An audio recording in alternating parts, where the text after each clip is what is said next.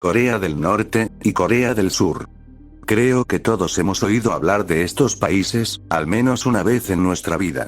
Pero, mientras el norte pone en riesgo la seguridad mundial, cada vez que tiene la oportunidad, el sur se ha convertido en uno de los países más ricos de Asia.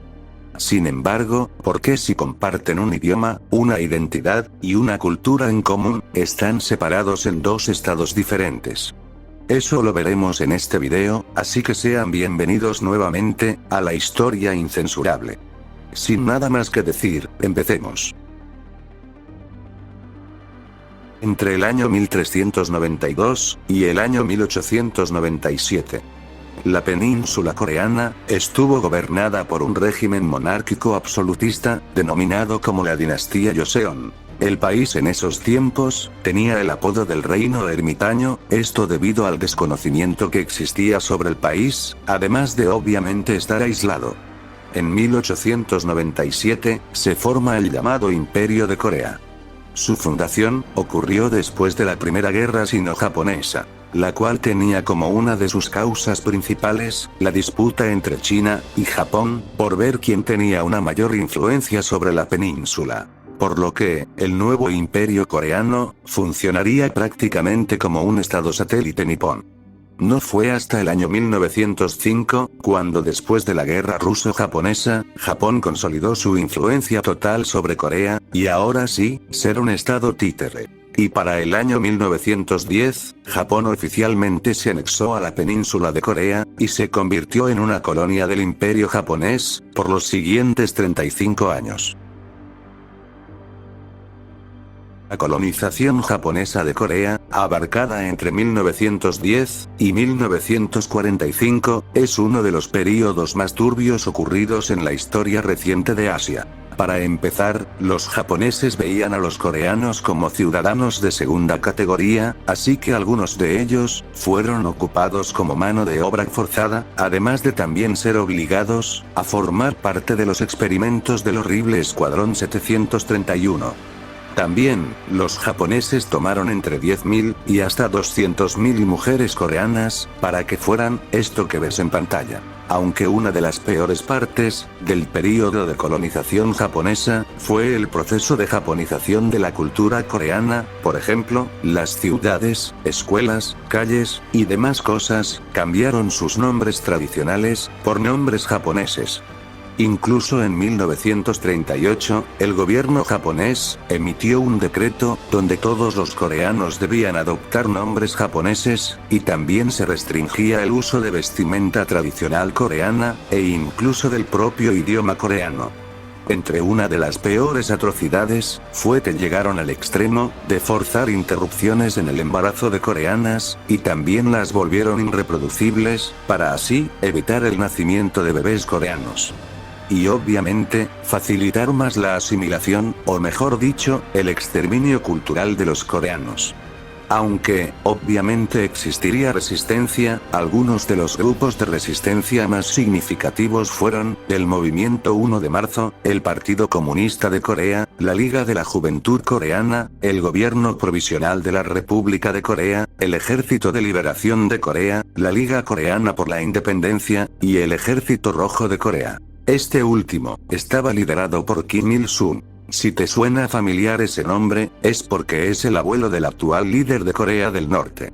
Todos estos grupos buscaban la libertad coreana, aunque con claras diferencias, mientras algunos grupos querían una Corea capitalista y cercana a Estados Unidos. Otros grupos querían una Corea comunista y alineada con la Unión Soviética.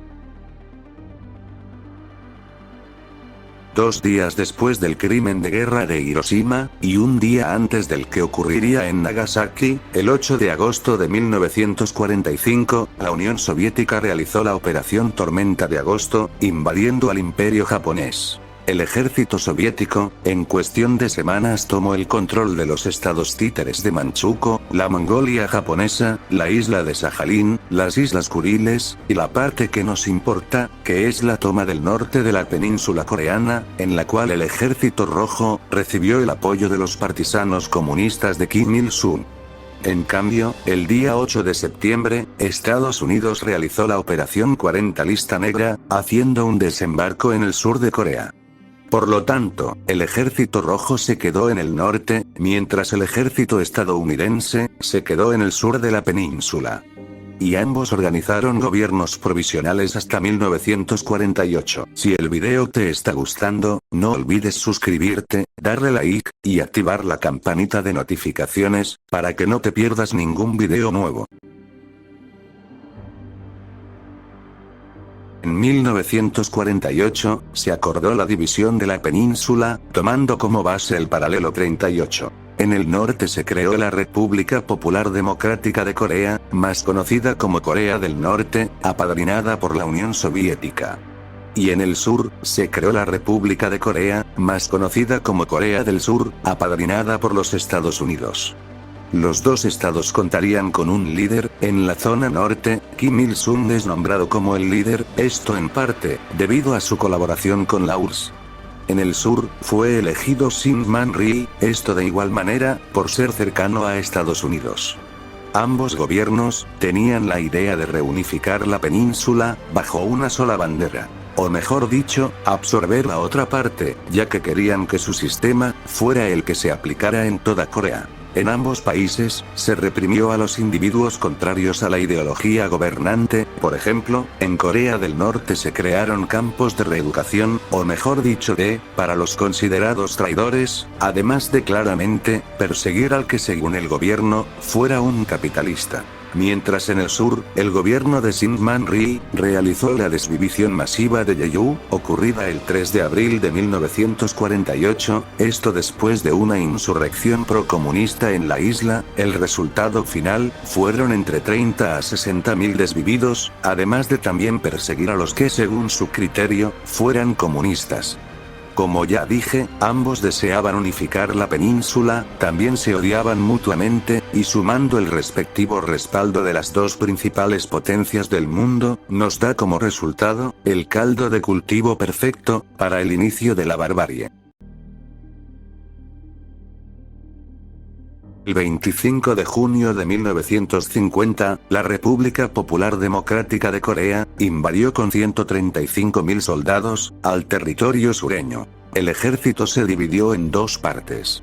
Por un lado, 53.000 hombres tomaron rumbo a la capital, Seúl, mientras el resto se dirigió por el lado oriente de la península.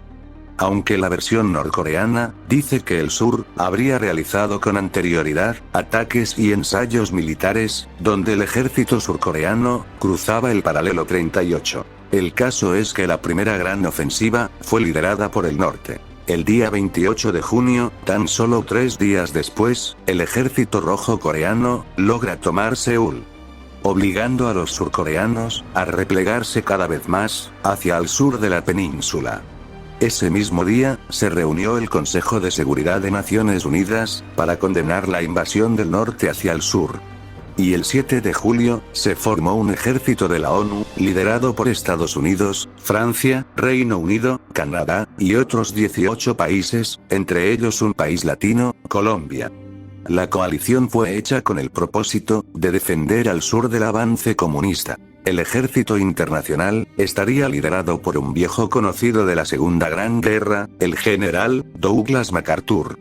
Luego de la toma de la capital surcoreana, el ejército norcoreano siguió avanzando a paso veloz, hasta casi haber tomado toda la península, excepto por un pequeño territorio al sureste de la península, llamado como el perímetro de Pusan. El perímetro estaba dividido del resto de la península por el río Nakdong y las montañas Tabaek. El terreno sirvió como una barrera natural para proteger las tropas de la ONU de los ataques norcoreanos. El ejército del norte intentó en diversas ocasiones cruzar el perímetro, perdiendo a bastantes hombres y también parte de su equipo militar.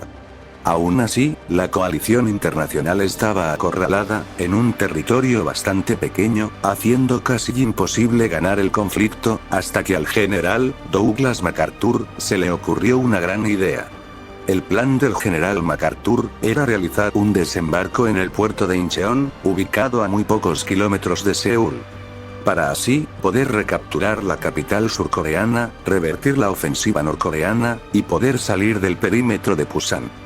El problema es que el desembarco sería bastante difícil de hacer, ya que el terreno del puerto de Incheon no era favorable. Aún así, desde el 10 de septiembre, iniciaron con bombardeos aéreos en el puerto, y 5 días después, el 15 de septiembre de 1950, se llevó a cabo la batalla de Incheon, la cual duró 4 días, con una clara victoria para el ejército de la ONU, logrando así romper el perímetro de Pusan. Shin Man-ri, en conjunto con Douglas MacArthur, tomaron la decisión de invadir el norte de la península, contradiciendo los deseos del presidente estadounidense, Harry Truman, que quería iniciar negociaciones para un alto al fuego. Las tropas de la ONU continuaron avanzando cada vez más hacia el norte, obligando a las tropas norcoreanas a refugiarse en las montañas del norte de la península.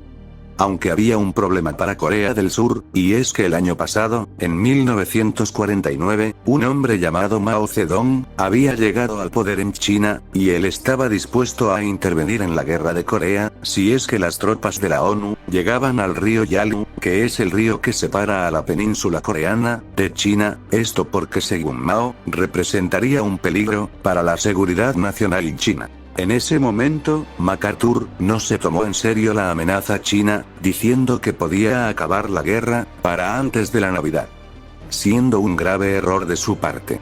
El 19 de octubre de 1950, las tropas de la coalición internacional tomaron el control de la capital norcoreana, Pyongyang. Por lo tanto, la República Popular Democrática de Corea tuvo que mover su capital a la norteña ciudad de Kamgye. Las tropas siguieron avanzando, hasta que llegaron al río Yalu, y recuerdan que dije que pasaría cuando llegaran al río Yalu. Exacto, aquí es donde a China le toca intervenir. Los motivos principales de la intervención china en Corea son 3 factores principales. Primero, el ideológico. China tenía la misma ideología que Corea del Norte, por lo que sentían la necesidad de defenderla. Los otros 2 son geopolíticos, ya que China quería evitar la expansión de la influencia estadounidense en esa parte de Asia. Y también, China quería defender sus propios intereses en Corea. Se supondría que la Unión Soviética también tendría que intervenir, pero únicamente dieron apoyo logístico al ejército norcoreano, aunque en cierta parte también dieron cierto apoyo en secreto, como por ejemplo pilotos soviéticos que volaron bajo bandera norcoreana o china. Pero bueno, regresando al tema, China creó el denominado como Ejército de Voluntarios del Pueblo de China, con el que a finales de octubre de 1950 comenzaron su entrada en la península. Se estima que China envió entre 1,5 millones a 2,5 millones de soldados durante todo el conflicto. La entrada del ejército chino fue un gran apoyo para el norte, logrando otra vez revertir la guerra y conseguir victorias importantes, hasta llevar el conflicto nuevamente al punto de inicio, es decir, el paralelo 38. Para enero de 1951, las tropas chino-coreanas retomaron Seúl. Aunque esto dio inicio A partir de mediados de 1951, la guerra entró en un período de estancamiento. Es decir que ambos ejércitos no avanzaban, ni hacia el norte, ni hacia el sur, únicamente combatían en el paralelo 38, y sus alrededores. Esto se debió a distintas causas, como por ejemplo, el equilibrio de fuerzas que había representado la intervención china, el desgaste y el agotamiento, ya que ambos bandos sufrieron grandes pérdidas militares, materiales y civiles durante los primeros meses de la guerra, lo que llevó a un desgaste que limitó las capacidades militares de ambos, pasando a ser una guerra de desgaste. También, la falta de voluntad para escalar el conflicto, ya que esto podía llevar hasta una guerra nuclear. Aunque por ejemplo, el general Douglas MacArthur le solicitó al presidente estadounidense, Harry Truman, lanzar armamento de carácter nuclear a la capital norcoreana, Pyongyang. Lo que le costó a MacArthur ser reemplazado por el general Matthew Ridgway, aunque también fue por otras razones, aparte de solicitar ese tipo de armas. La guerra siguió en el estancamiento, durante varios meses, y esos meses, se convirtieron en años. Hasta el 27 de julio de 1953, que se firmó en la ciudad de Panmunjom, un acuerdo de armisticio, que detendría la guerra por un período indefinido. Así que como tal, ambas facciones siguen en guerra, ya que la paz nunca se firmó. Aunque durante la guerra también ocurrieron. En casi cualquier guerra, siempre va a haber actos horribles. En el caso de la guerra de Corea, una de las mayores atrocidades cometidas, fueron los bombardeos estadounidenses sobre todo el territorio norcoreano. Durante toda la guerra, los Estados Unidos lanzaron cerca de 635.000 toneladas de explosivos, en conjunto a más de 30.000 toneladas de napalm. El napalm fue lanzado sobre las ciudades norcoreanas, desviviendo a miles de personas, incluidos niños. Aunque obviamente, no solo los gringos hicieron atrocidades, también ambos bandos se dedicaron a desvivir a sus prisioneros de guerra, y someterlos a tratos horribles. Los dos realizaron desviviciones masivas de civiles, únicamente porque tal vez podrían ser comunistas, o capitalistas respectivamente, además de que ambos bandos, realizaron violines a mujeres. Espero se entienda lo que quise decir. Incluso, se acusó al ejército estadounidense, de realizar experimentos con armas biológicas, en contra de civiles. En total, las cifras de víctimas, tanto civiles como militares, rondan entre 2.5 millones, a 3.5 millones de personas. Lo equivalente a toda la población, de un país como Uruguay, y aún así, sobran aproximadamente, 30.000 personas. En el armisticio de 1953, las fronteras se hicieron en base a una nueva línea divisoria, la cual fue denominada, como zona desmilitarizada. La cual es una línea de 238 kilómetros de largo, y 4 de ancho, que hasta la fecha, separa a los dos estados. Aunque su nombre es bastante irónico, ya que es una de las zonas, con mayor vigilancia militar del mundo. En los dos estados, se viven realidades muy diferentes, mientras la parte sur de la península, se ha convertido en uno de los países más ricos del mundo, o bueno más o menos, aunque eso es tema de otro video. En la parte norte, reina una dictadura totalitaria, que ha mantenido al país completamente aislado del mundo, donde la libertad es casi nula, y el líder gobierna como si de un ser divino se tratara. Recordando que la guerra en teoría nunca terminó, ambos países han desarrollado bastante su ejército, desde Corea del Sur, que tiene uno de los ejércitos más fuertes del mundo, a Corea del Norte que tiene misiles de carácter nuclear. Estos misiles, pueden alcanzar cualquier lugar del mundo, exceptuando Sudamérica. Sabiendo que ambos países han tenido roces recientes, tal vez se podría estar muy cerca de un reinicio de la guerra, lo que también podría provocar una tercera temporada de las grandes guerras. Ya que hay que recordar que ambos países tienen el respaldo de las principales potencias militares del mundo. China y Rusia por parte del norte, y Estados Unidos y la OTAN por parte del sur. Por lo que, incluso se podría llegar a una guerra de carácter nuclear, lo que dejaría daños que tardarían décadas en repararse, además de la enorme cantidad de bajas civiles que dejaría, que se podrían contar en decenas de millones. Pero bueno, vamos a dejar esto aquí. Si te gustó este video, no te olvides de dejarme un like, tampoco te olvides de suscribirte, y de activar la campanita de notificaciones. Nos vemos en el siguiente video, hasta la próxima.